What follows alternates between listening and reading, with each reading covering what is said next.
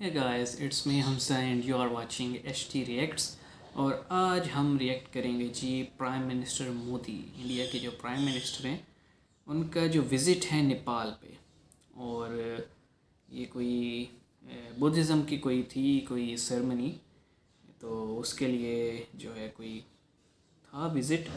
तो ये नेपाल का विज़िट हम देखेंगे। और हम ये वैसे जानते हैं कि जो जियोपॉलिटिकल सिनेरियोज़ हैं उसमें पाकिस्तान, इंडिया और चाइना, इनका बड़ा रोल होता है। कोई भी दुनिया का मैटर हो, ठीक है, मतलब डिफेंस का कोई हो, मिडल ईस्ट का हो, या फिर रशिया यूक्रेन का मैटर हो, तो ये वो तीन कंट्रीज़ ऐसी हैं एशिया की जो बड़ी, जिनकी इन्वॉल्वमेंट जो है वो मैटर करती है। तो हम देखेंगे जी कि ये जो मोदी साहब का विज़िट था और इसी साल में ही, तो वो देखते हैं कैसा था। मतलब ये जो वीडियो वैसे अपलोड हुई है 16 मई, आज 21 है। मुझे नहीं पता अब ये वाकई इसी मंथ के विज़िट की वीडियो है या फिर कोई और इसका मैटर है। बहरहाल इसको देखते हैं और फिर ही कोई अपना मैं ओपिनियन दे सकता हूँ इस वीडियो पे। तो जी स्टार्ट करते हैं, 3, 2, 1।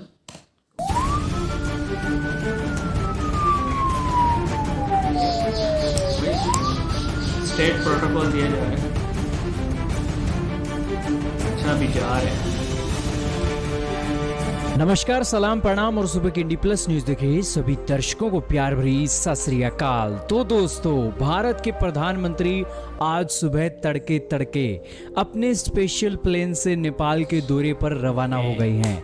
तस्वीरें आपके सामने चल रही हैं और तस्वीरों के अंदर भारत के प्रधानमंत्री अपनी मर्सिडीज गाड़ी के ऊपर बैठकर आए और नई दिल्ली से अपने स्पेशल राजदूत प्लेन से वो यूपी के अंदर रवाना होंगे और यूपी के अंदर से हेलीकॉप्टर पकड़कर वो लुम्बिनी के अंदर जाने वाले हैं। अब दोस्तों बात कर लेते हैं भारत के प्रधानमंत्री के दौरे की।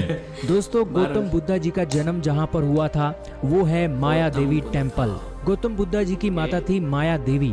उन्होंने इसी माया देवी टेम्पल के अंदर गौतम बुद्धा जी को जन्म दिया था और वहीं पर भारत के प्रधानमंत्री पूजा अर्चना करने के लिए जाने वाले हैं। पूजा अर्चना के बाद भारत के प्रधानमंत्री नेपाल के प्रधानमंत्री से भी मिलेंगे और बायलैटरल टॉक्स भी होंगी।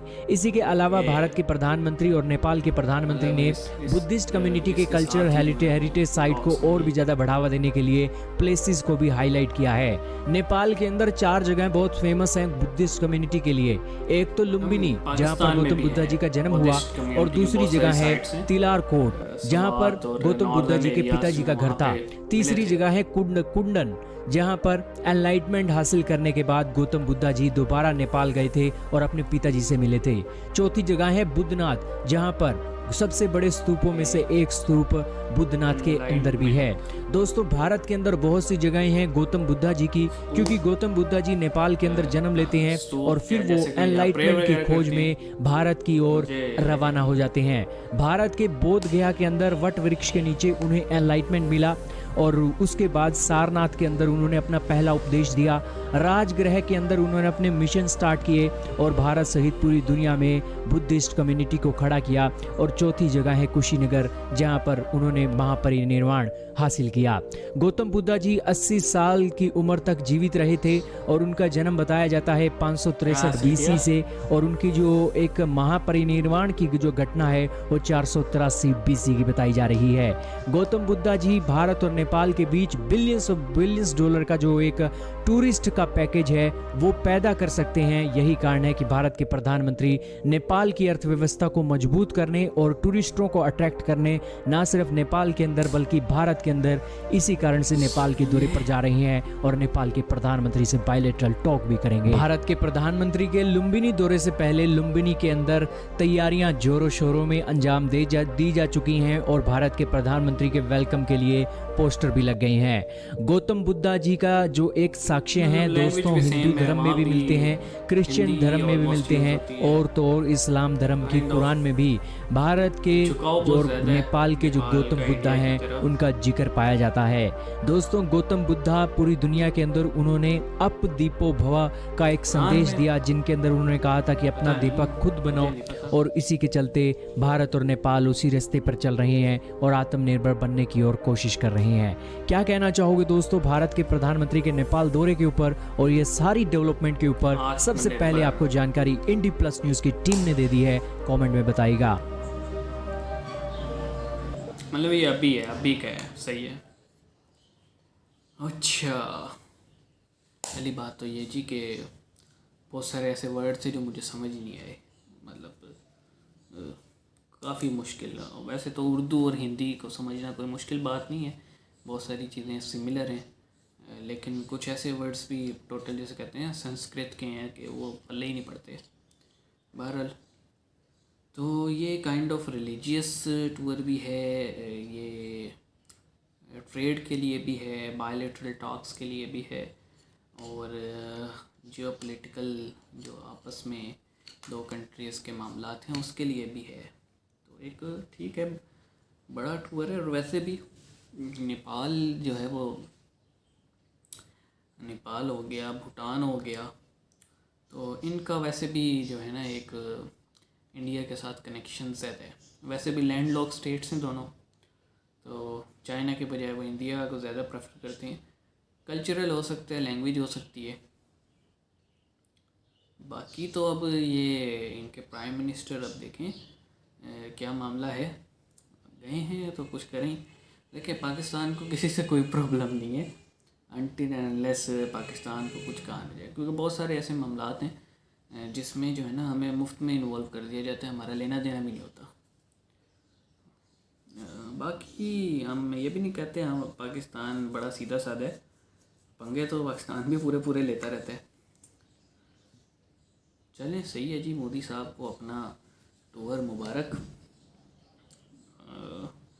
क्योंकि एक सोच जो है वो एक फ्यूचर चेंज कर सकती है। तो सार्क हमने वैसे बनाई तो हुई है, SAARC cooperation South Asian countries की, लेकिन उस पर कोई एक्चुअल ऐसा है नहीं कुछ, जैसे यूरोपियन यूनियन है।